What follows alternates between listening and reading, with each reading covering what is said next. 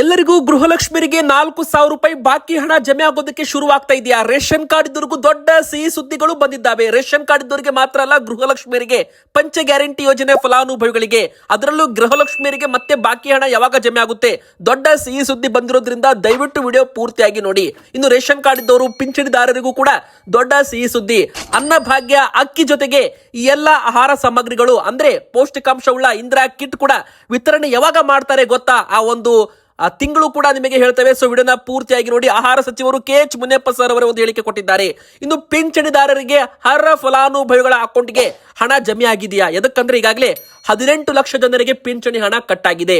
ದಾಖಲೆ ಕೊಟ್ಟ 4 ಲಕ್ಷ ಜನರಿಗೆ ಪಿಂಚಣಿ ಹಣ ಜಮೆ ಆಗಲಿದೆ. ನೀವು ಪಿಂಚಣಿದಾರರಾಗಿದ್ರೆ ಎಸ್ ಅಂತ ಕಮೆಂಟ್ ಮಾಡಿ. ಇನ್ನು ಪೆಟ್ರೋಲ್ ಡೀಸೆಲ್ ಬೆಲೆ ಮತ್ತೆ ಏರಿಕೆ ಆಗುತ್ತಾ? ಮತ್ತೆ ಗ್ಯಾಸ್ ಸಿಲಿಂಡರ್ ಸಮಸ್ಯೆ ಭಾರತಕ್ಕೆ ಕಾಡುತ್ತಾ? ಎದಕ್ಕಂದ್ರೆ ಮತ್ತೆ ಹೋರ್ಮಜ್ ಜಲಸಂಧಿ ಬಂದ್ ಆಗಿದೆ. ಅಮೆರಿಕ ಇರಾನ್ ನಡುವೆ ಯುದ್ಧ ಮತ್ತೆ ಪ್ರಾರಂಭವಾಗಿದೆ.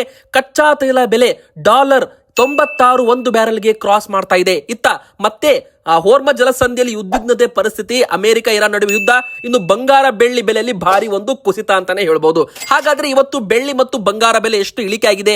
ಈಗ ತಗೋಬೇಕಾ ಬೇಡವಾ? ಮತ್ತೆ ನಿಮ್ಮ ಮನೆಯಲ್ಲಿ ನೀವು ಬಂಗಾರ ಇಟ್ಟಿದ್ರೆ ಏನ್ ಮಾಡಬೇಕು? ಪ್ರತಿ ಒಂದು ಮಾಹಿತಿ ಕೂಡ ನಿಮಗೆ ವಿಡಿಯೋದಲ್ಲಿ ಸಿಗೋದ್ರಿಂದ ವಿಡಿಯೋನ ಕಂಪ್ಲೀಟ್ ಆಗಿ ಕೊನೆ ತನಕ ನೋಡಿ. ಅದಕ್ಕಿಂತ ಮುಂಚೆ ನೀವು ಗೃಹಲಕ್ಷ್ಮಿ ಫಲಾನುಭವಿಗಳು, ಪಿಂಚಣಿದಾರರು ಮತ್ತು ರೇಷನ್ ಕಾರ್ಡ್ ಹೊಂದಿದ್ರೆ ದಯವಿಟ್ಟು ವಿಡಿಯೋಗೆ ಒಂದು ಲೈಕ್ ಮಾಡಿ, ವಿಡಿಯೋಗೆ ಸಪೋರ್ಟ್ ಮಾಡಿ ಅಂತ ಹೇಳ್ತಾ, ಮತ್ತೆ ಪ್ರತಿಯೊಬ್ರು ಕೂಡ ಕಮೆಂಟ್ ಬಾಕ್ಸ್ ಅಲ್ಲಿ ನಾವು ಒಂದು ಚಿಕ್ಕ ಪ್ರಶ್ನೆ ಕೇಳ್ತೀವಿ. ಆ ಪ್ರಶ್ನೆಗೆ ದಯವಿಟ್ಟು ಉತ್ತರ ಕೊಡಿ. ತುಂಬಾ ಜನ ಕಮೆಂಟ್ ಮಾಡ್ತೀರಾ, ಲೈಕ್ ಮಾಡ್ತೀರಾ, ನಿಮಗೆಲ್ಲ ಹೃದಯಪೂರ್ವಕ ಧನ್ಯವಾದಗಳು. ನಿಮಗೆ 31ನೇ ಕಂತು ಗೃಹಲಕ್ಷ್ಮಿ ಹಣ ಜಮೆ ಆಗಿದೆಯಾ? ಎದಕ್ಕಂದ್ರೆ ತುಂಬಾ ಜನ ಎಸ್ ಅಂತ ಕಮೆಂಟ್ ಮಾಡ್ತಾರೆ, ಕೆಲವೊಬ್ರು ನೋ ಅಂತ ಕಮೆಂಟ್ ಕೂಡ ಮಾಡ್ತಿದ್ದಾರೆ. ಸೊ ವೀಕ್ಷಕರು, ಯಾರೆಲ್ಲ ನೋ ಅಂತ ಕಮೆಂಟ್ ಮಾಡಿದ್ರಲ್ಲ ಅವರು ಮತ್ತೆ ಎಸ್ ಹಣ ಬಂತು ರಾತ್ರಿ ಅಂತ ಕಮೆಂಟ್ ಕೂಡ ಮಾಡಿರುವಂತದ್ದು. ಅಂದ್ರೆ ಯಾರಿಗೆಲ್ಲ ಹಣ ಬಂದಿದ್ದಿಲ್ಲ ನೋಡಿ, ಅಂತವರಿಗೂ ಕೂಡ ನಿನ್ನೆ ರಾತ್ರಿವರೆಗೂ ಹಣ ಜಮೆ ಆಗಿದೆ. ಅಂದ್ರೆ ನೀವು ಒಮ್ಮೆ ಬಾರಿ ನಿಮ್ಮ ಬ್ಯಾಂಕ್ ಅಕೌಂಟ್ ಅನ್ನ ಚೆಕ್ ಮಾಡ್ಕೊಳ್ಳಿ, ನಿಮ್ಮ ಬ್ಯಾಂಕ್ ಖಾತೆಗಳನ್ನ ನೋಡ್ಕೊಳ್ಳಿ. ಯಾರಿಗೆಲ್ಲ 30ನೇ ಕಂತು ಹಣ ಬಂದಿದ್ದಿಲ್ಲ ನೋಡಿ, ಅಂತವರಿಗೂ ಕೂಡ 2,000 ರೂಪಾಯಿ ಹಾಗೆ 2 ಬಾರಿ ಹಣ ಜಮೆ ಆಗಿದೆ. ಅಂದ್ರೆ 30ನೇ ಕಂತು ಹಣ ಬಂದ 2-3 ದಿನದಲ್ಲಿ ಮತ್ತೆ 2,000 ರೂಪಾಯಿ ಹಣ ಜಮೆ ಆಗಿರಬಹುದು. ಅಂದ್ರೆ 31ನೇ ಕಂತಿನವರೆಗೂ ಗೃಹಲಕ್ಷ್ಮಿಯರಿಗೆ ಹಣವನ್ನ ಜಮೆ ಸರ್ಕಾರದಿಂದ ಮಾಡಲಾಗಿದೆ. ಅಂದ್ರೆ ಒಟ್ಟು 62,000 ರೂಪಾಯಿ ಒಂದು ಗೃಹಲಕ್ಷ್ಮಿ ಅಕೌಂಟ್ಗೆ ಸರ್ಕಾರ ಇಲ್ಲಿವರೆಗೂ ಕೊಟ್ಟಂತಾಗಿದೆ. ಈಗ 32 ಮತ್ತು 33 ಕಂತು ಯಾವಾಗ ಬಿಡುಗಡೆ ಆಗುತ್ತೆ, ಮತ್ತೆ ಈ ಒಂದು ಹಣ ಯಾವಾಗ ಜಮೆ ಆಗುತ್ತೆ ಎಂಬುವ ಪ್ರಶ್ನೆ ನೋಡಿ. ಮೊದಲಿಗೆ ಹೇಳ್ಬೇಕಂದ್ರೆ ಯಾರಿಗೆಲ್ಲ 31ನೇ ಕಂತು ಹಣ ಇನ್ನೂ ಬಂದಿಲ್ಲ ನೋಡಿ, ಅವರು ಇನ್ನು 3-4 ದಿನಗಳ ಕಾಲ ವೇಟ್ ಮಾಡಿ, ಅಥವಾ ಜುಲೈ ತಿಂಗಳು ಮುಗಿಯೋದ್ರೊಳಗೂ ವೇಟ್ ಮಾಡಿ. ಯಾಕಂದ್ರೆ ಕೆಲವೊಮ್ಮೆ ತಾಂತ್ರಿಕ ದೋಷಗಳು ಇರ್ತವೆ, ಕೆಲವೊಮ್ಮೆ ತಾಲೂಕ್ ಪಂಚಾಯತ್, ಜಿಲ್ಲಾ ಪಂಚಾಯತ್ ಮೂಲಕ ಹಣ ಬರಬೇಕಂದ್ರೆ ಕೆಲವೊಮ್ಮೆ ವಿಳಂಬ ಕೂಡ ಆಗೋ ಸಾಧ್ಯತೆ ಇರುತ್ತೆ. ಟೆಕ್ನಿಕಲ್ ಎರರ್ಸ್ ಇಂದ ಹಣ ಸ್ವಲ್ಪ ಲೇಟ್ ಆಗಿ ನಿಮ್ಮ ಅಕೌಂಟ್ಗೆ ಜಮೆ ಆಗೋ ಸಾಧ್ಯತೆ ಇರುತ್ತೆ. ಸೊ ಯಾರು ಕೂಡ ಚಿಂತೆ ಪಡಬೇಡಿ, ಜುಲೈ ತಿಂಗಳು ಮುಗಿಯೋವರೆಗೆ ಕಾಯಬೇಕು, ಮತ್ತೆ ನಿಮ್ಮ ಅಕೌಂಟ್ಗೆ ಹಣ ಬರುತ್ತೆ. ಅದಕ್ಕಿಂತ ಮುಂಚೆ ನೀವೇನ್ ಚೆಕ್ ಮಾಡ್ಕೋಬೇಕು ಅಂದ್ರೆ ನಿಮ್ಮ ಬ್ಯಾಂಕ್ ಅಕೌಂಟ್ಗೆ ಆಧಾರ್ ಸೀಡಿಂಗ್ ಮತ್ತು KYC ಆಗಿದೆಯಲ್ಲ ಅಂತ ಚೆಕ್ ಮಾಡ್ಕೊಳ್ಳಿ. ಇನ್ನು ಎರಡನೇದಾಗಿ ಹೇಳ್ಬೇಕಂದ್ರೆ ಈಗಾಗಲೇ ಮರು ಪರಿಶೀಲನೆ ಅರ್ಜಿ ಪ್ರಕ್ರಿಯೆ ಕೂಡ ಪ್ರಾರಂಭವಾಗ್ತಾ ಇದೆ. ಅದು ಕೂಡ ನಿಮಗೆ ಗೊತ್ತಿರಲಿ. ಮುಖ್ಯಮಂತ್ರಿ DK ಶಿವಕುಮಾರ್ ಸರ್ ಅವರೇ ಒಂದು ಹೇಳಿಕೆಯನ್ನ ಮತ್ತೊಮ್ಮೆ ಕೊಟ್ಟಿದ್ದಾರೆ. ಅದೇನಪ್ಪಾ ಅಂದ್ರೆ ಪ್ರತಿಯೊಬ್ಬರು ಗೃಹಲಕ್ಷ್ಮಿಯವರು ಕೂಡ ನಿಮ್ಮ ಮೊಬೈಲ್ ಸಂಖ್ಯೆ, ಅಂದ್ರೆ ನಿಮ್ಮ ಒಂದು ಪರ್ಸನಲ್ ಮೊಬೈಲ್ ಸಂಖ್ಯೆ ಏನಿರುತ್ತಲ್ಲ ಅದು ನಿಮ್ಮ ಬ್ಯಾಂಕ್ ಅಕೌಂಟ್ಗೆ ಲಿಂಕ್ ಇರಬೇಕು. ಅಂದ್ರೆ ಯಾರದ್ದು ಮೊಬೈಲ್ ನಂಬರ್ ನಿಮ್ಮ ಬ್ಯಾಂಕ್ ಅಕೌಂಟ್ಗೆ ಲಿಂಕ್ ಇದ್ರೂ ಕೂಡ ನಡೆಯೋದಿಲ್ಲ. ಸೊ ಇದು ಕೂಡ ನಿಮಗೆ ಗೊತ್ತಿರಲಿ ವೀಕ್ಷಕರೇ. ಅಂದ್ರೆ ಇದು ಇಂಪಾರ್ಟೆಂಟ್ ಅಪ್ಡೇಟ್ ಅಂತಾನೆ ಹೇಳ್ಬೋದು. ಇನ್ನು ಕೆಲವೇ ದಿನಗಳಲ್ಲಿ ಮರು ಅರ್ಜಿ ಪ್ರಕ್ರಿಯೆ, ಅಂದ್ರೆ ಅಧಿಕಾರಿಗಳೇ ನಿಮ್ಮ ಮನೆಗೆ ಬಂದು, ಅಂದ್ರೆ ಗ್ಯಾರಂಟಿ ಯೋಜನೆ ಸಿಬ್ಬಂದಿಗಳಾಗಿರ್ಬೋದು, ಅಂಗನವಾಡಿ ಕಾರ್ಯಕರ್ತರಾಗಿರ್ಬೋದು, ಅಥವಾ ಅಧಿಕಾರಿಗಳಾಗಿರ್ಬೋದು, ನಿಮ್ಮ ಮನೆಗೆ ಬಂದು ಗೃಹಲಕ್ಷ್ಮಿಯ ಒಂದು ಅರ್ಜಿ ನಮೂನೆ ನಿಮ್ಮ ಕೈಗೆ ಕೊಡ್ತಾರೆ. ಅದನ್ನ ನೀವು ಕರೆಕ್ಟ್ ಆಗಿ ತುಂಬಿ ವಾಪಸ್ ಕೊಡಬೇಕಾಗುತ್ತೆ. ಅವಾಗ ನಿಮ್ಮ ಗೃಹಲಕ್ಷ್ಮಿ ಯೋಜನೆ ಮರು ಅರ್ಜಿ ಪ್ರಕ್ರಿಯೆ ಕೂಡ ಆಗೋ ಚಾನ್ಸ್ ಇರುತ್ತೆ. ಮತ್ತೆ ಪ್ರತಿಯೊಬ್ರು ಕೂಡ ಬಯೋಮೆಟ್ರಿಕ್ ಹಾಗೂ ಅಂದ್ರೆ ನಿಮ್ಮ ಒಂದು ಹೆಬ್ಬಟ್ಟು ಗುರುತು ಫೇಸ್ ಅಥೆಂಟಿಕೇಶನ್ ಕೂಡ ಕೊಡಬೇಕಾಗುತ್ತೆ ಮುಂದಿನ ಬರೋ ದಿನಗಳಲ್ಲಿ. ಅಂದ್ರೆ ನಿಮ್ಮ ಗೃಹಲಕ್ಷ್ಮಿ ಯೋಜನೆಗೆ ಹೆಬ್ಬಟ್ಟು ಗುರುತು ಮತ್ತು ನಿಮ್ಮ ಮುಖ ಚೇಹರೆ ದೃಢೀಕರಣ ಮಾಡೋದ್ರ ಮೂಲಕ ನೀವು ಯೋಜನೆಗೆ ಮರು ಅರ್ಜಿ ಪ್ರಕ್ರಿಯೆಯನ್ನ ಕಂಪ್ಲೀಟ್ ಮಾಡಬಹುದು. ಸೊ ಇದು ಮುಂದಿನ ಕೆಲವೇ ದಿನಗಳ, ಅಂದ್ರೆ ಇನ್ನು ಒಂದು ವಾರದಲ್ಲಿ ಸ್ಟಾರ್ಟ್ ಆಗೋ ಚಾನ್ಸ್ ಕೂಡ ಇದೆ. ಇನ್ನು ಎರಡನೇದಾಗಿ ಹೇಳ್ಬೇಕಂದ್ರೆ ಬಾಕಿ ಹಣ ಯಾವಾಗ ಜಮೆ ಆಗುತ್ತೆ ನೋಡಿ, 32ನೇ ಕಂತು ಹಣ ಕೂಡ ಆಗಸ್ಟ್ ಮೊದಲ ವಾರದಲ್ಲಿ ಮತ್ತೆ ಜಮೆ ಆಗುತ್ತೆ. ಕಳೆದ 2 ತಿಂಗಳಿಂದ 3 ತಿಂಗಳಿಂದ ಹಣ ಕೆಲವರಿಗೆ ಬಂದಿದ್ದಿಲ್ಲ, ಅಂತವರಿಗೆ 31ನೇ ಕಂತು ಹಣ ಜಮೆ ಆಗಿದೆ. ಆದ್ರೆ ಗೃಹಲಕ್ಷ್ಮಿ ಯೋಜನೆ ಪ್ರಾರಂಭವಾಗಿ 3 ವರ್ಷ ಕಂಪ್ಲೀಟ್ ಆಗ್ತಾ ಇದೆ. ಆಗಸ್ಟ್ ತಿಂಗಳು ಕಂಪ್ಲೀಟ್ ಆದ್ರೆ ನೋಡಿ, ನೀವೇ ಲೆಕ್ಕ ಮಾಡಿ, ಆಗಸ್ಟ್ ತಿಂಗಳು ಕೂಡ ಈಗ ಬರ್ತಾ ಇದೆ. ಸೊ ಈಗ 3 ವರ್ಷ ಕಂಪ್ಲೀಟ್ ಆಗ್ತಾ ಇದೆ. ಆದ್ರೆ ಸರ್ಕಾರ ಇನ್ನು 31ನೇ ಕಂತಿನಲ್ಲಿ ಇರೋದ್ರಿಂದ ಬಾಕಿ ಕಂತು ಹಣವನ್ನ ಜಮೆ ಮಾಡಲಿದ್ದಾರೆ. ಇನ್ನು ಮುಂದಿನ ಬರುವ ವಿಧಾನಸಭೆಯಲ್ಲಿ ಪ್ರಶ್ನೋತ್ತರ ವೇಳೆಯಲ್ಲಿ ಹೋದ ವರ್ಷದ 2 ತಿಂಗಳದ್ದು 4,000-5,000 ಕೋಟಿ ರೂಪಾಯಿ ಹಣ ಲೆಕ್ಕ ಕೊಡಿ ಅಂತ ಈಗಾಗಲೇ ವಿರೋಧ ಪಕ್ಷದವರು ಕೂಡ ಪ್ರಶ್ನೆ ಮಾಡಲು ಪ್ರಾರಂಭ ಮಾಡ್ತಾ ಇದ್ದಾರೆ ವಿಧಾನಸಭೆಯಲ್ಲಿ. ಮತ್ತೆ ಇದರ ಬಗ್ಗೆ ಪ್ರಶ್ನೋತ್ತರ ವೇಳೆಯಲ್ಲಿ ಚರ್ಚೆಗೆ ಬರಲಿದೆ. ಸೊ ವೀಕ್ಷಕರೇ, ಇಲ್ಲಿ ಎರಡನೇದಾಗಿ ಹೇಳ್ಬೇಕಂದ್ರೆ ರೇಷನ್ ಕಾರ್ಡ್ ಇದ್ದವರಿಗೆ ರಾಜ್ಯ ಸರ್ಕಾರದಿಂದ ದೊಡ್ಡ ಒಂದು ಗುಡ್ ನ್ಯೂಸ್ ಇದೆ. ಒಂದಲ್ಲ, ಒಟ್ಟು 3 ದೊಡ್ಡ ಸಿಹಿ ಸುದ್ದಿ ಅಂತಾನೆ ಹೇಳ್ಬಹುದು. ಮೊದಲನೇದು ಗುಡ್ ನ್ಯೂಸ್ ಏನಪ್ಪಾ ಅಂದ್ರೆ, ಇಲ್ಲಿ ಮುಖ್ಯವಾಗಿ ಹೇಳ್ಬೇಕಂದ್ರೆ ಇಂದಿರಾ ಕಿಟ್ ವಿತರಣೆ ಮಾಡ್ತೀವಿ ಅಂತ ಒಂದು ಘೋಷಣೆ ಈಗಾಗಲೇ ಮೊದಲೇ ಮಾಡಿದ್ರು. ಈಗ 6,000 ಕೋಟಿ ರೂಪಾಯಿ ಒಂದು ಯೋಜನೆ ಆಗಿರೋದ್ರಿಂದ ಇಂದಿರಾ ಆಹಾರ ಕಿಟ್ ಸ್ವಲ್ಪ ವಿಳಂಬವಾಗಿರೋದು ನಿಜ, ಆದ್ರೆ 2 ತಿಂಗಳ ಒಳಗೆ ವಿತರಣೆ ಮಾಡುವ ಸಾಧ್ಯತೆ ಕೂಡ ಇರುವಂತದ್ದು. ಅಂದ್ರೆ ನೋಡಿ ವೀಕ್ಷಕರೇ, ಈ ಒಂದು ವಿಶೇಷ ಕಿಟ್ ನಲ್ಲಿ ಅಡುಗೆ ಎಣ್ಣೆ ಕೂಡ ಇರುತ್ತೆ, ತೊಗರಿ ಬೇಳೆ ಕೂಡ ಇರುತ್ತೆ, ಸಕ್ಕರೆ ಕೂಡ ಇರುತ್ತೆ ಮತ್ತು ಉಪ್ಪು ಕೂಡ ಇರುತ್ತೆ, ಹೆಸರು ಕಾಳು ಕೂಡ ಇರಬಹುದು ಅಥವಾ ಇಲ್ಲ ಅಂದ್ರೆ ಹೆಚ್ಚುವರಿ ತೊಗರಿ ಬೇಳೆಯನ್ನ ಕೊಡೋದಾಗಿನೂ ಕೂಡ ಮೊದಲೇ ಒಂದು ನಿರ್ಧಾರ ಮಾಡಲಾಗಿದೆ.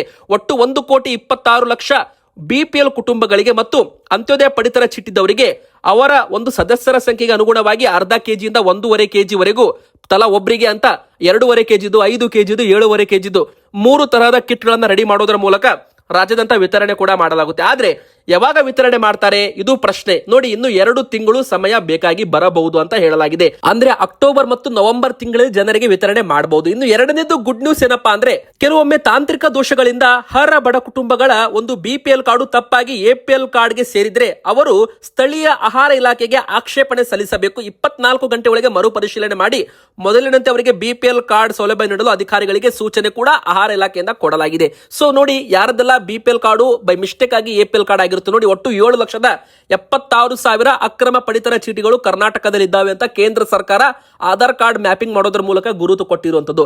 ಇದರಲ್ಲಿ ಈಗಾಗಲೇ 4,32,000 ಅನರ್ಹ BPL ಕಾರ್ಡುಗಳನ್ನ APL ಕಾರ್ಡ್ಗೆ ವರ್ಗಾವಣೆ ಮಾಡಿದ್ದಾರೆ. ಅಂದ್ರೆ ಯಾವುದೇ ಕಾರ್ಡ್ಗಳನ್ನ ಬಂದ್ ಮಾಡಿಲ್ಲ, ವರ್ಗಾವಣೆ ಮಾಡಲಾಗಿದೆ ಅಂತಾನೂ ಕೂಡ ಇಲ್ಲಿ ಆಹಾರ ಸಚಿವರು ಸ್ಪಷ್ಟನೆಯನ್ನ ಕೊಟ್ಟಿದ್ದಾರೆ. ಸೊ ಇಲ್ಲಿ ಏನಾಗಿದೆ ಅಂದ್ರೆ, ಕೆಲವರು ಸಾಲಕ್ಕೋಸ್ಕರ ಅಂತ ಅಂದ್ರೆ ಬ್ಯಾಂಕ್ ನಲ್ಲಿ ಸಾಲ ಸಿಗಬೇಕು ಅಂದ್ರೆ ಇನ್ಕಮ್ ಟ್ಯಾಕ್ಸ್ ರಿಟರ್ನ್ಸ್ ಫೈಲ್ ಮಾಡಿರೋ ಒಂದು ಡಾಕ್ಯುಮೆಂಟ್ ಕೊಡಬೇಕಾಗುತ್ತೆ. ಕೆಲವೊಮ್ಮೆ ವಾಹನ ಸಾಲ ಮತ್ತು ಬ್ಯಾಂಕ್ ಸಾಲ ಅಂತ ಇಲ್ಲಿ ITR ಫೈಲ್ ಮಾಡಿದವರಿಗೆ ಈಗ ಸಮಸ್ಯೆ ಆಗ್ಬಿಟ್ಟಿದೆ. ಅಂದ್ರೆ ಅಂತವರ BPL ಕಾರ್ಡು ಕೂಡ APL ಕಾರ್ಡ್ ಆಗುವ ಸಾಧ್ಯತೆ ಇರುವಂತದ್ದು. ಹೀಗಾಗಿ ಇದನ್ನ ಹೋಲ್ಡ್ ನಲ್ಲಿ ಇಟ್ಟಿದ್ದಾರೆ. ಅಂದ್ರೆ ಒಟ್ಟು 3 ಲಕ್ಷ ಕಾರ್ಡುಗಳಲ್ಲಿ ಇಂಥವರು ಕೂಡ ಇರೋದು ಪತ್ತೆಯಾಗಿದೆ. ಸೊ ಸರ್ಕಾರ ಅಂತವರಿಗೆ ತೊಂದರೆ ಆಗಬಾರದು ಅಂತಾನೆ ಇದನ್ನ ಹೋಲ್ಡ್ ನಲ್ಲಿ ಇಟ್ಟು ಇದನ್ನ ಟೆಕ್ನಿಕಲಿ ಯಾವ ತರ ಕ್ಲಿಯರ್ ಮಾಡಬೇಕು ಅಂದ್ರೆ, ಕೆಲವೊಮ್ಮೆ ಬಡವರು ಕೂಡ ಸಾಲ ಮಾಡಿರ್ತಾರೆ, ಸಾಲ ಪಡ್ಕೊಳ್ಳುವಾಗ ಅವರು ಇನ್ಕಮ್ ಟ್ಯಾಕ್ಸ್ ರಿಟರ್ನ್ಸ್ ಫೈಲ್ ಮಾಡಿರಬಹುದು. ಸೊ ಅಂತವರ BPL ಕಾರ್ಡು ರದ್ದಾಗಬಾರದು, ಇದಕ್ಕೋಸ್ಕರ ಸರ್ಕಾರ ಎಲ್ಲಾ ಮಟ್ಟದ ಪ್ರಯತ್ನ ಮಾಡಲಿದೆ ಅಂತಾನೂ ಕೂಡ ಇಲ್ಲಿ ಹೇಳಲಾಗಿದೆ. ಇನ್ನು ಈ ಬಾರಿ APL ಕಾರ್ಡ್ವರೆಗೂ ಕೂಡ ಸರ್ಕಾರದಿಂದ ಗುಡ್ ನ್ಯೂಸ್. ಸಾರ್ವಜನಿಕರ ಬೇಡಿಕೆ ಆಧಾರದ ಮೇಲೆ APL ಕಾರ್ಡ್ದಾರರು ಕೂಡ ಅಕ್ಕಿ ಕೊಡೋದಕ್ಕೆ ಸರ್ಕಾರ ರೆಡಿ ಇದೆ ಅಂತ ಹೇಳಲಾಗಿದೆ. ಇದಕ್ಕೋಸ್ಕರ ಜನರು APL ಕಾರ್ಡ್ ಇದ್ದವರು ತಹಶೀಲ್ದಾರ್ ಆಗಿರಬಹುದು, ಆಫೀಸ್ಗಳಲ್ಲಿ ಆಹಾರ ಇಲಾಖೆಗೆ ನೀವು ಅರ್ಜಿಗಳನ್ನ ಹಾಕೋದ್ರ ಮೂಲಕ ಅಂದ್ರೆ APL ಕಾರ್ಡ್ದಾರರು ಕೂಡ ಮರಳಿ ಅಕ್ಕಿ ವಿತರಿಸುವ ಕುರಿತು ಸರ್ಕಾರ ಸೂಕ್ತ ತೀರ್ಮಾನ ಮಾಡಬೇಕು. ಅಂದ್ರೆ ಜನರಿಂದ ಇದಕ್ಕೆ ಉತ್ತಮ ಸ್ಪಂದನೆ ಸಿಗಬೇಕು, ಜನರು ಮನವಿ ಮಾಡಬೇಕು. ಅಂದ್ರೆ APL ಕಾರ್ಡ್ ಇದ್ದವರು ದೊಡ್ಡ ಮಟ್ಟದಲ್ಲಿ ಬೇಡಿಕೆ ಇಟ್ಟರೆ ಅಂತವರಿಗೂ ಕೂಡ ಅಕ್ಕಿ ವಿತರಣೆ ಮಾಡ್ತೀವಿ ಅಂತ ಒಂದು ಭರವಸೆಯನ್ನ ಕೊಟ್ಟಿದ್ದಾರೆ. ಇನ್ನು ವೀಕ್ಷಕರೇ, ಪಿಂಚಣಿದಾರರಿಗೆ ನೋಡಿ, ತುಂಬಾ ಜನ ಸಂಧ್ಯಾ ಸುರಕ್ಷಾ ಯೋಜನೆ ಆಗಿರಬಹುದು, ವೃದ್ಧಾಪ್ಯ ವೇತನ ಆಗಿರಬಹುದು, ಮತ್ತೆ ವಿಧವಾ ಪಿಂಚಣಿ ಹಣ ಮತ್ತು ವಿಕಲಚೇತನರ ಸೇರಿ ಒಟ್ಟು ತುಂಬಾ ವಿಧದ ಪಿಂಚಣಿ ಪಡೆಯುತ್ತಿದ್ದರೂ ಕೂಡ 3 ತಿಂಗಳಿಂದ ಇವುಗಳನ್ನೆಲ್ಲ ಪರಿಶೀಲನೆ ಕೂಡ ಮಾಡಲಾಗ್ತಾ ಇದೆ. ಅಂದ್ರೆ ಇಂಥ ಒಂದು ಪಿಂಚಣಿ ಪಡೆಯುತ್ತಿದ್ದವರ ಒಂದು ಅಕೌಂಟ್ಸ್ ಗಳನ್ನ ಚೆಕ್ ಮಾಡಿದಾಗ ಅನುಮಾನಾಸ್ಪದ ಮತ್ತು ಸಂದೇಹಾಸ್ಪದ 23 ಲಕ್ಷಕ್ಕೂ ಹೆಚ್ಚು ಪಿಂಚಣಿದಾರರನ್ನ ಹಣವನ್ನ ಪಾವತಿಯಿಂದ ನಿಲ್ಲಿಸಲಾಗಿತ್ತು. ಆದ್ರೆ ಅದರಲ್ಲಿ ಕೆಲವರು ಅಂದ್ರೆ 4 ಲಕ್ಷಕ್ಕೂ ಹೆಚ್ಚು ಜನರು ಅರ್ಹ ದಾಖಲೆಗಳನ್ನ ಕೊಟ್ಟಿದ್ದಾರೆ. ಅಂದ್ರೆ ಅವರ ಒಂದು ಆದಾಯ ಪ್ರಮಾಣ ಪತ್ರವಾಗಿರ್ಬೋದು, ಆದಾಯ ದೃಢೀಕರಣ ಪತ್ರ, ಪಡಿತರ ಚೀಟಿ, ಆಧಾರ್ ಮತ್ತಿತರ ದಾಖಲೆಗಳನ್ನ ಸಲ್ಲಿಸಬೇಕು ತಹಶೀಲ್ದಾರ್ ಆಫೀಸಲ್ಲಿ ಅಂತ ಹೇಳಲಾಗಿತ್ತು. ಅಂತವರು ಅರ್ಜಿಗಳನ್ನ ಸಲ್ಲಿಸಿದ್ದಾರೆ. ಅರ್ಜಿ ಯಾರೆಲ್ಲ ಸಲ್ಲಿಸಿದ್ದಾರಲ್ಲ ಅಂತವರಿಗೆ ಬಾಕಿ ಇದ್ದ ಅಂದ್ರೆ ಅವರು ಅರ್ಹ ಫಲಾನುಭವಿಗಳಾಗಿದ್ರೆ ಅವರಿಗೆ ಮಾತ್ರ ಬಾಕಿ ಇದ್ದ ಪಿಂಚಣಿ ಹಣವನ್ನ ಪಾವತಿ ಮಾಡಲಾಗ್ತಾ ಇದೆಯಂತೆ. ಇನ್ನುಳಿದ 18 ಲಕ್ಷ ಪಿಂಚಣಿಗೆ ಸದ್ಯಕ್ಕೆ ಬ್ರೇಕ್ ಹಾಕಲಾಗಿದೆ ಅಂತಾನೂ ಕೂಡ ಹೇಳಲಾಗಿದೆ ವೀಕ್ಷಕರೇ. ಸೊ ಯಾರೆಲ್ಲ ಅರ್ಹ ಫಲಾನುಭವಿಗಳಿದ್ದೀರಾ ಅವರು ಮರು ಅರ್ಜಿ ಪ್ರಕ್ರಿಯೆ ಮೂಲಕ ಮತ್ತೊಮ್ಮೆ ಪಿಂಚಣಿ ಹಣಕ್ಕೆ ಮತ್ತೊಮ್ಮೆ ನೀವು ಅರ್ಹ ದಾಖಲೆಗಳನ್ನ ಕೊಡಬೇಕಾಗುತ್ತೆ. ನೋಡಿ, ತುಂಬಾ ಜನ 45-50 ವಯಸ್ಸಿನವರು ಕೂಡ 60-65 ವರ್ಷ ದಾಟಿದೆ ಅಂತ ನಕಲಿ ದಾಖಲೆ ಸೃಷ್ಟಿ ಮಾಡಿ ಪಿಂಚಣಿ ಹಣ ಪಡ್ಕೊಂತ ಇದ್ರು. ಅಂತವರನ್ನ ಪತ್ತೆ ಹಚ್ಚಿ ಯೋಜನೆಯಿಂದ ಕೈ ಬಿಡಲಾಗಿದೆ. ಸೊ ಇದು ಕೂಡ ಗೊತ್ತಿದೆ, ಒಟ್ಟು 18 ಲಕ್ಷ ಜನರಿಗೆ ಪಿಂಚಣಿ ಹಣ ಬಂದಿಲ್ಲ ಕಳೆದ 3 ತಿಂಗಳಿನಿಂದ. ಇನ್ನು ವೀಕ್ಷಕರೇ, ಮತ್ತೆ ಹೋರ್ಮಜ್ ಜಲಸಂಧಿ ಬಂದ್ ಆಗಿದೆ. ಹೌದು, ಮತ್ತೆ ಅಮೆರಿಕ ಮತ್ತು ಇರಾನ್ ನಡುವಿನ ಯುದ್ಧ ಮತ್ತಷ್ಟು ಭೀಕರವಾಗಿರೋದ್ರಿಂದ $96ಗೆ ತೈಲ ದರ, ಕಚ್ಚಾ ತೈಲ ದರ ಬ್ಯಾರೆಲ್ಗೆ $96 ಜಿಗಿತ ಕಂಡಿದೆ. ಅಂದ್ರೆ ಮುಂದಿನ ಬರೋ ದಿನಗಳಲ್ಲಿ ಶೀಘ್ರದಲ್ಲಿ $120ಗೆ ಏರಿಕೆ ಆಗೋ ಸಾಧ್ಯತೆ ಇದೆ. ನೋಡಿ, ಕಚ್ಚಾ ತೈಲಗಳ ಬೆಲೆ ಏರಿಕೆ ಆದ್ರೆ ಏನಾಗುತ್ತೆ, ಪೆಟ್ರೋಲ್ ಡೀಸೆಲ್ ಬೆಲೆ ಏರಿಕೆ ಆಗುವ ಸಾಧ್ಯತೆ ಇರುತ್ತೆ. ಆದ್ರೆ ಸದ್ಯಕ್ಕೆ ಭಾರತದಲ್ಲಿ ಸ್ಟಾಕ್ ಇರೋದ್ರಿಂದ ಬೆಲೆ ಏರಿಕೆ ಬಿಸಿ ಮುಟ್ಟೋದಿಲ್ಲ. ಆದ್ರೆ ಸಮಸ್ಯೆ ಇರೋದು ಎಲ್ಲಿ, ಗ್ಯಾಸ್ ಸಿಲಿಂಡರ್. ಹೌದು ವೀಕ್ಷಕರೇ, ಹೋದ ಬಾರಿನೂ ಕೂಡ ಯುದ್ಧ ಕಾರಣ ಹೋರ್ಮಜ್ ಜಲಸಂಧಿ ಬಂದ್ ಆಗಿರೋ ಕಾರಣ ಗ್ಯಾಸ್ ಸಿಲಿಂಡರ್ ವಿತರಣೆಯಲ್ಲಿ ಭಾರಿ ಒಂದು ವಿಳಂಬವಾಗಿತ್ತು. ಈ ಬಾರಿ ಮತ್ತೆ ಗ್ಯಾಸ್ ಸಿಲಿಂಡರ್ ಸಮಸ್ಯೆ ಕಾಡುತ್ತಾ. ಇದಕ್ಕಂದ್ರೆ ಈ ಬಾರಿ ಯುದ್ಧ ಮುಗಿಯೋ ರೀತಿ ಕಾಣ್ತಾನೆ ಇಲ್ಲ. ಅಂದ್ರೆ ಅಮೆರಿಕ ಅಮೆರಿಕ ಮತ್ತು ಇರಾನ್ ನಡುವೆ ಮತ್ತೆ ಉದ್ವಿಗ್ನತೆ ಪರಿಸ್ಥಿತಿ ಶುರುವಾಗಿದೆ. ಸೊ ಈಗ ನಮ್ಮ ಭಾರತದಲ್ಲಿ ಈಗಾಗಲೇ ಕಚ್ಚಾ ತೈಲ ಆಗಿರಬಹುದು, ಅಡಿಗನ್ನೆಲ್ಲ ಸ್ಟಾಕ್ ಇದೆ. ಆದ್ರೆ ಮುಂದಿನ ಬರೋ ದಿನ ಬೆಲೆ ಏರಿಕೆ ಬಿಸಿ ಕಾಡಲಿದೆ ಅಂತಾನೆ ಹೇಳ್ಬಹುದು. ಆದ್ರೆ ಒಂದು ಗುಡ್ ನ್ಯೂಸ್ ಏನಪ್ಪಾ ಅಂದ್ರೆ ಸಬ್ಸಿಡಿ ಹಣ ಏನು ಪ್ರಧಾನಮಂತ್ರಿ ಉಜ್ವಲ ಯೋಜನೆ ಏನಿದೆ ಅದಕ್ಕೆ ಸಿಗ್ತಾ ಇದ್ದ 300 ರೂಪಾಯಿ ಸಬ್ಸಿಡಿ ಈಗಲೂ ಕೂಡ ಕಂಟಿನ್ಯೂ ಮಾಡೋದಾಗಿ ಕೇಂದ್ರ ಸರ್ಕಾರ ಹೇಳಿದೆ. ಇನ್ನು ಬಂಗಾರ ಮತ್ತು ಬೆಳ್ಳಿ ಬೆಲೆ ಕೂಡ ಇಳಿಕೆ ಆಗ್ತಾ ಇದೆ. ನೋಡಿ, ಯುದ್ಧದ ಕಾರಣ ಅಂತಾನೆ ಹೇಳ್ಬಹುದು. ಎದಕ್ಕಂದ್ರೆ ಡಾಲರ್ ಬಲವಾಗ್ತಾ ಇದೆ. ಕಚ್ಚಾ ತೈಲಗಳ ಬೆಲೆ ಏರಿಕೆ ಆದ್ರೆ ಕಚ್ಚಾ ತೈಲ ಟ್ರೇಡ್ ಆಗೋದು ಡಾಲರ್ಸ್ ಅಲ್ಲಿ. ಯಾವಾಗ ಡಾಲರ್ ಬಲವಾಗುತ್ತೆ, ಅಮೆರಿಕನ್ ಡಾಲರ್ ಬಲವಾಗುತ್ತೆ, ಅವಾಗ ಭಾರತದಲ್ಲಿ ಮತ್ತು ಇಡೀ ದೇಶಾದ್ಯಂತ ಮತ್ತು ಇಡೀ ಜಗತ್ತಿನಾದ್ಯಂತ ಚಿನ್ನ ಬೆಳ್ಳಿ ಡಿಮ್ಯಾಂಡ್ ಕಡಿಮೆ ಆಗುತ್ತೆ. ಅಂದ್ರೆ ಹೂಡಿಕೆದಾರರು ಲಾಭ ಮಾಡಬೇಕು ಅಂತ ಡಾಲರ್ಸ್ ಅಲ್ಲಿ ಹೂಡಿಕೆ ಮಾಡ್ತಾರೆ, ಮತ್ತೆ ಲಾಭ ಮಾಡಬೇಕು ಅಂತಾನೆ ಕಚ್ಚಾ ತೈಲದಲ್ಲಿ ಹೂಡಿಕೆ ಮಾಡ್ತಾರೆ. ಸೊ ಇಲ್ಲಿ ಲಾಭ ಮಾಡುವಾಗ ಜನರು ಬಂಗಾರ ಬೆಳ್ಳಿಯನ್ನ ಮರೆತು ಬಿಡ್ತಾರೆ. ಸೊ ಬಂಗಾರ ಬೆಳ್ಳಿಲಿ ಡಿಮ್ಯಾಂಡ್ ಕಡಿಮೆ ಆಗುತ್ತಂತೆ. ಸೊ ಈ ಬಾರಿನೂ ಕೂಡ ಅದೇ ಪ್ರಕಾರ ಬಂಗಾರ ಬೆಳ್ಳಿ ಬೆಲೆ ಇಳಿಕೆ ಆಗ್ತಾ ಇರುವಂತದ್ದು ವೀಕ್ಷಕರೇ. ಅಂದ್ರೆ ಯುದ್ಧದ ಕಾರಣ ಬೆಲೆಗಳು ಏರಿಕೆ ಆಗಬೇಕಾಗಿತ್ತು, ಆದ್ರೆ ಈ ಬಾರಿ ಕಚ್ಚಾ ತೈಲ ಬೆಲೆ ಇಂಟರ್ಮೀಡಿಯೇಟ್ ಆಗಿರೋದ್ರಿಂದ ಈ ಒಂದು ಬೆಲೆಗಳ ಕುಸಿತಕ್ಕೆ ಕಾರಣವಾಗುತ್ತೆ ಅಂತ ತಜ್ಞರು ಲೆಕ್ಕಾಚಾರ ಮಾಡಿದ್ದಾರೆ. ಆದ್ರೆ ಲೆಕ್ಕಾಚಾರ ಎಷ್ಟು ಸರಿಯಾಗುತ್ತೆ ಕಾದು ನೋಡಬೇಕು. ಇನ್ನು ವೀಕ್ಷಕರೇ ಹೇಳೋದಾದ್ರೆ ಬಂಗಾರ ಮತ್ತು ಬೆಳ್ಳಿ ಹೋದ ತಿಂಗಳಿಗೆ ಈ ತಿಂಗಳಿಗೆ ಕಂಪೇರ್ ಮಾಡಿದ್ರೆ ಬೆಳ್ಳಿ ಬೆಲೆ ಹೋದ ತಿಂಗಳಿಗೆ ಈ ತಿಂಗಳಿಗೆ ಬರೋಬ್ಬರಿ 20 ರಿಂದ 30 ಸಾವಿರ ರೂಪಾಯಿ ಇಳಿಕೆ ಆಗಿದೆ. ಅಂದ್ರೆ ಹೋದ ತಿಂಗಳು ಕೆಜಿಗೆ 2,70,000 ರೂಪಾಯಿದ್ದು ಈಗ 1 ಕೆಜಿಗೆ ಬೆಳ್ಳಿ ಬೆಲೆ 2,35,000 ರೂಪಾಯಿಗೆ ಬಂದು ನಿಂತಿದೆ. ಅಂದ್ರೆ 25 ರಿಂದ 30 ಸಾವಿರ ರೂಪಾಯಿ ಇಳಿಕೆ ಆಗಿದೆ ಅಂತಾನೆ ಹೇಳ್ಬಹುದು ಬೆಳ್ಳಿ ಬೆಲೆಯಲ್ಲಿ. ಇನ್ನು ಬಂಗಾರದ ಬೆಲೆ ಹೋದ ತಿಂಗಳು ಈ ತಿಂಗಳು ಅಂದ್ರೆ ಜೂನ್ ಮತ್ತು ಜುಲೈ ತಿಂಗಳಲ್ಲಿ ಕಂಪೇರ್ ಮಾಡಿದ್ರೆ ಗೊತ್ತಾಗುತ್ತೆ ಬರೋಬ್ಬರಿ 20,000 ರೂಪಾಯಿ ಇಳಿಕೆ ಆಗಿದೆ. ಅಂದ್ರೆ 1,60,000 ರೂಪಾಯಿ ದಾಟಿದ್ದ ಬಂಗಾರ 10 ಗ್ರಾಮ್ಗೆ ಈಗ 1,43,000 1,44,000 ರೂಪಾಯಿ ಟ್ರೇಡ್ ಆಗ್ತಾ ಇದೆ. ಅಂದ್ರೆ ವೀಕ್ಷಕರೇ ಮುಂದಿನ ಬರೋ ದಿನ ಯುದ್ಧ ಮತ್ತಷ್ಟು ಭೀಕರವಾದರೆ, ಕಚ್ಚಾ ತೈಲ ಬೆಲೆ ಮತ್ತಷ್ಟು ಭೀಕರವಾಗಿ ಏರಿಕೆ ಆದ್ರೆ ಅವಾಗ ಬಂಗಾರ ಬೆಳ್ಳಿ ಬೆಲೆ ಅಷ್ಟೇ ಪ್ರಮಾಣದಲ್ಲಿ ಇಳಿಕೆ ಆಗುವ ಸಾಧ್ಯತೆ ಇರಲಿದೆ ಅಂತೆ. ನಿಮ್ಮ ಪ್ರಕಾರ ಬಂಗಾರ ಮತ್ತು ಬೆಳ್ಳಿ ಬೆಲೆ ಎಷ್ಟಾಗಬೇಕು ಕಮೆಂಟ್ ಮಾಡಿ, ವಿಡಿಯೋಗೆ ಲೈಕ್ ಮಾಡಿ, ಚಾನಲ್ಗೆ ಸಬ್ಸ್ಕ್ರೈಬ್ ಆಗಿ.